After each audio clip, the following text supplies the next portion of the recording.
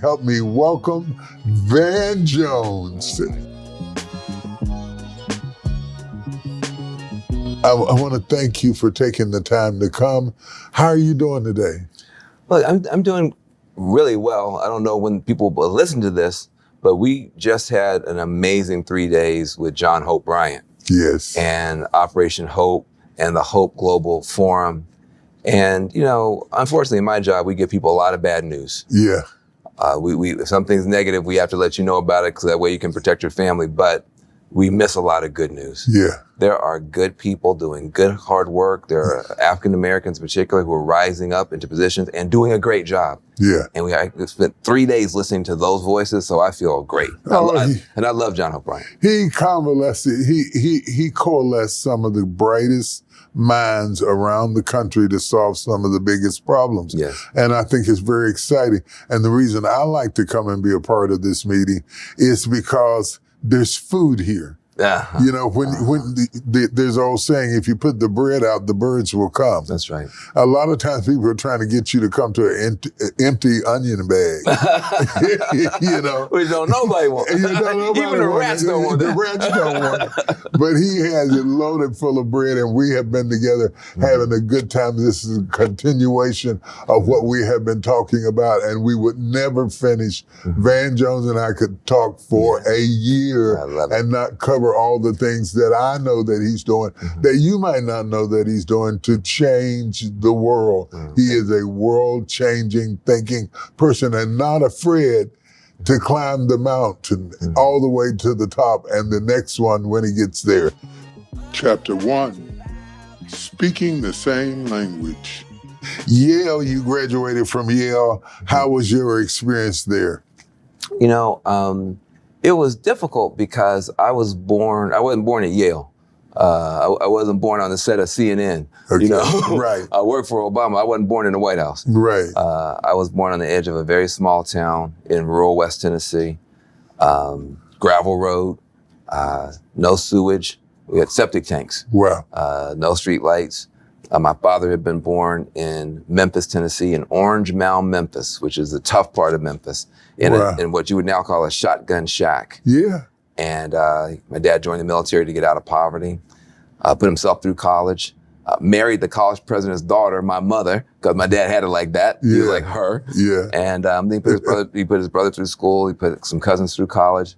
You know, so when he passed away, the picture they put on the funeral program was my father standing in front of Yale Law School the day I graduated with his hands in the air. Oh, God. Right. So that was a victory for Willie Jones, much more so than Van Jones. Yeah. And I always keep that in my mind.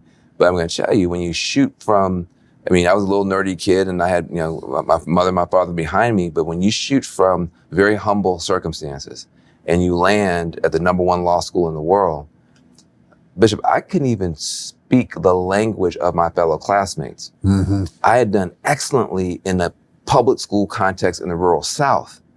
Now I'm going to school with kids. They've gone to Andover. I've never heard of Andover. Brown. I never heard of a school called Brown. Yeah. You know, I thought Oxford was a school in Boston. I had no idea what world I was in. And when I'm trying to communicate with people, I'm a law student now, but they're using words I'd never heard.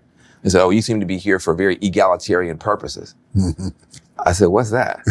You know? Exactly. I mean, we didn't have Google. It's like, he just stuck. Yeah. You know, or you know, this is paradigmatic of that. Yeah.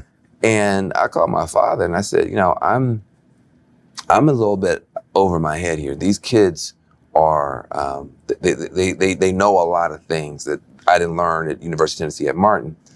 And my dad said, "Well, you know what? Those kids are smarter than you right now." I said, "What?" I said, "It's not very encouraging." He said, "Those kids are smarter than you right now."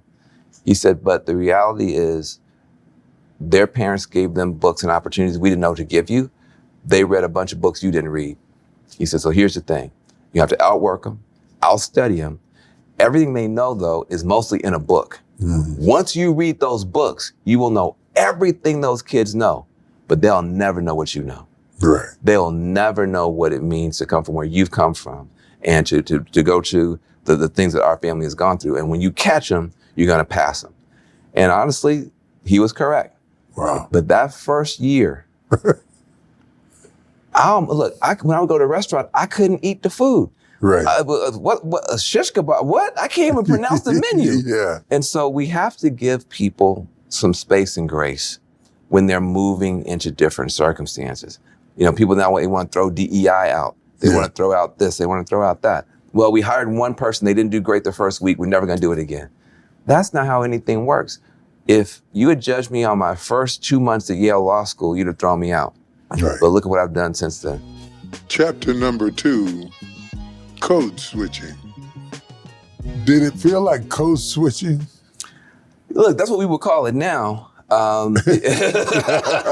It felt like depression and isolation is what it felt like. So, yeah, I get it. Yeah. I get it. Yeah. I tell people all the time that every industry, whether it's banking or technology, has its own vocabulary. Absolutely. And you have to learn the language of your aspiration before you are accepted into the inner circle of the And the crazy thing about the people who are in that in group, they don't even know they're speaking a different language. No. They think they're just speaking. Yeah. So when you talk to people on Wall Street, they think they're just speaking. But if you don't understand finance, they can be speaking of Martian. Right. People, you go to Silicon Valley, those people, they think they're talking about, scaling, blah, blah, blah. Most people aren't in that conversation. And so it's very easy, though, to misjudge somebody as not being smart just because they are not literate in your language. That's not the same thing. Yeah. People are very, very smart, but you have to be, I tell people, I speak about 50 different languages. They're all English. Yeah.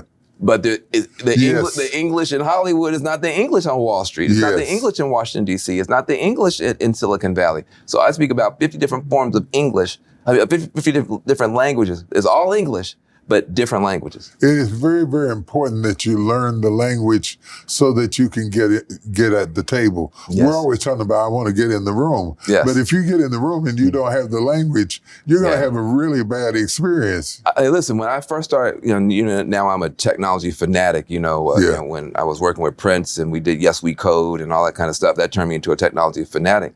But before then, I was not. So I got very good at giving speeches in the Black community, right? I give a speech at a Black church, a Black community center to a youth group, but I would get tremendous response and laughing and clapping or whatever.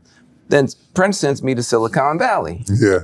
I give the same speech, crickets. Yeah. I mean, literally people getting up and just walking out, people talking in the crowd. I mean, I couldn't hold and then of course I'd say, they're racist.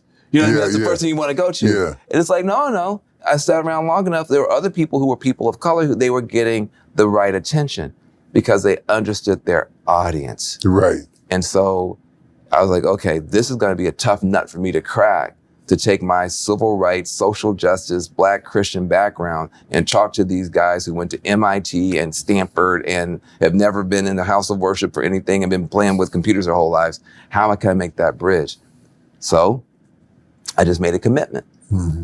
I will just sometimes you don't have to talk or lead. You can go to a conference and sit in the back. Right. You know what I mean? You can watch stuff on YouTube. You can read books. And eventually I was able to figure this out. But people look at, I think, communicators like yourself, obviously, one of the best communicators, not just in the world, but in the past century. And they think it's easy. Yeah. And they think it's easy. It is very, very difficult. I work on it all the time. Yes, it's obvious. It's obvious. Whoa. I mean, what I love about you, because I'm in your business, I'm just not in your league. I watch you come onto a stage and I watch you scan the crowd. Yeah. And you can see that you already are so connected to yourself, your purpose, and God. Mm-hmm. So you have a lot of space. But you make little slight adjustments. You'll say something, you'll notice something over there, and you'll add a joke over here. Mm-hmm. And then you pull in this crowd. I was like, this man it's like an orchestra. You got the whole crowd is like an orchestra that you're able to, that level of talent and skill is something that it takes a lifetime to get you. You know what's funny about that sort of thing? Mm-hmm. If that is true, I didn't even know it. I really didn't know it. Wow. But this is what I tell people all the time. Mm-hmm. You can see everybody in this room right now except you. That's a good point. Okay. So if you don't have friends who are self-confident enough and secure enough within themselves to reflect you so that you can see yourself, then you miss that you are making progress.